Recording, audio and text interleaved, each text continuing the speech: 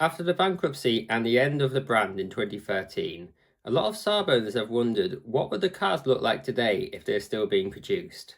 So with the use of ChatGPT, I've come up with some ideas what I believe Saabs would look like today if they were still being produced in 2026. So today I have a few variants of the Saab 9-3 to show you, a completely new variant of a Saab 9-5, and the surprise car at the end that you'll want to stick around for. So starting off, we have two versions of the base model Linear.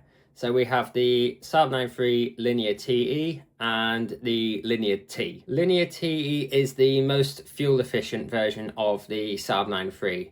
So TE stands for turbo economy, and with this you get a 1.5 litre turbocharged mild hybrid engine, which gives us a power of 130 brake horsepower and 220 newton meters. Transmission is a 6-speed DCT heading through the front wheels. Fuel economy of 60.1 miles per gallon, 0 to 60, 10.2 seconds, and a top speed of 124 miles an hour.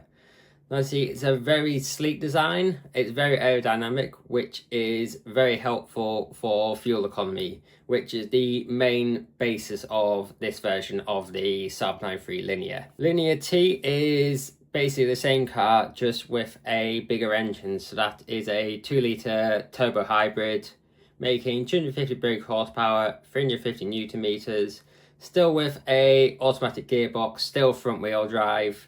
Fuel economy is a little bit less at 58.9 miles per gallon, but that's still fairly good. 0 to 60, 6.1 seconds, and a top speed of 149 miles an hour. It basically keeps the exact same design as the Linear TE. So moving on, we have our first performance version of the Saab 9-3 and the first 9-3 to be badged as an Aero. This is the 9-3 Aero Sweepback. Now it does look very similar to the Linear. It's a very streamlined sweeping design that gives it the Sweepback name. However, it is a much more powerful version. So this now comes with a 2.5 litre turbocharged inline 5 engine, which makes us 330 brake horsepower and 500 newton meters of torque. This time it's available with all-wheel drive and a 8-speed automatic gearbox. Performance is 4.7 seconds and a 165 mile an hour top speed. I absolutely love the design of this car. I think it's absolutely beautiful, especially with those big 5-spoke wheels. So I'm now going to introduce ones that I'm the most proud of, which is the Saab 9-3 Aero R Vigans. So we have the Vigan Convertible, the Vigan Coupe, and the Vigan Sport Combi. So these are all basically the exact same car, just in different body styles. So they use all the same engine, the 3 litre twin turbo V6, making 480 brake horsepower, 650 newton meters, all-wheel drive, 8-speed automatic, and 3.7 knot 60 and a 186 mile an hour top speed. I absolutely love how these cars turned out. I think they're absolutely beautiful. I love how aggressive they are. They've got the much deeper front chin spoiler, the vented hoods, these huge wheels with the wide arches, and all this aero. Now the one I'm most proud of really is the convertible. As a convertible owner myself, I am a bit biased towards them. These are probably the ones I'm most proud of. I absolutely love how they look, and I would love to maybe build one of these one day in real life. So we now have a more pumped up track focused version of the 9-3 Aero R Vigan Coupe. This is the Vigan Aggressor. So as I said, it's only available in the coupe version, and it's a very motorsport inspired.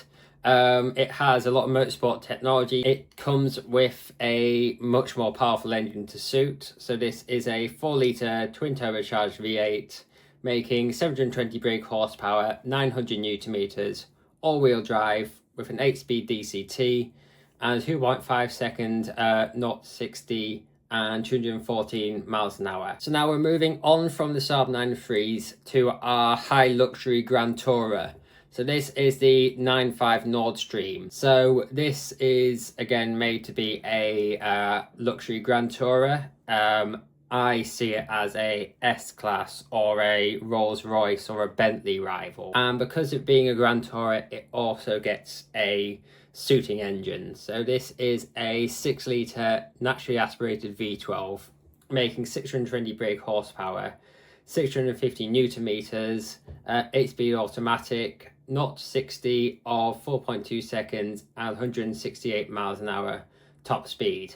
Now this isn't about performance, it's about, again, being a long cruising car. And because of that, it gets all the sort of trimmings that you would expect. So noise cancellation, climate control, glass roof, 23 speaker audio system.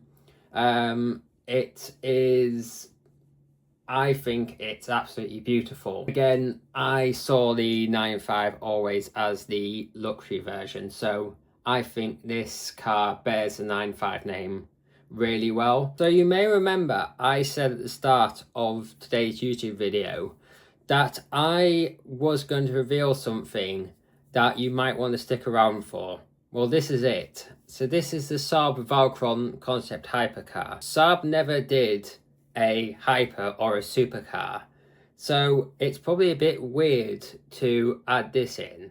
However, this wouldn't be a mainstream or a very sort of well-numbered car.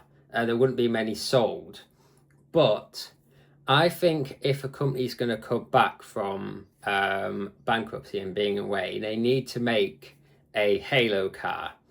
Bugatti did this with the Veyron. Bugatti was bought by Volkswagen, and when it came back with a Veyron, which was a car that wasn't profitable in the slightest, but it was just a exercise to say, look at us, we're back. Being a hypercar does have to have the specs of a hypercar.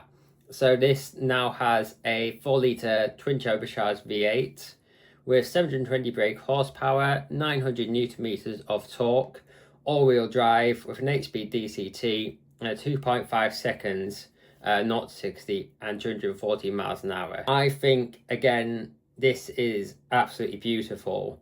And again, it wouldn't be a massively profitable car for Saab, but I think it would definitely bring Saab back to the map with a bang. So this is what I believe Saab would look like today if they'd survived their bankruptcy and the split from GM. If you did enjoy this video, a like, a comment and a subscribe would be massively appreciated. I look forward to seeing you guys again in the next video.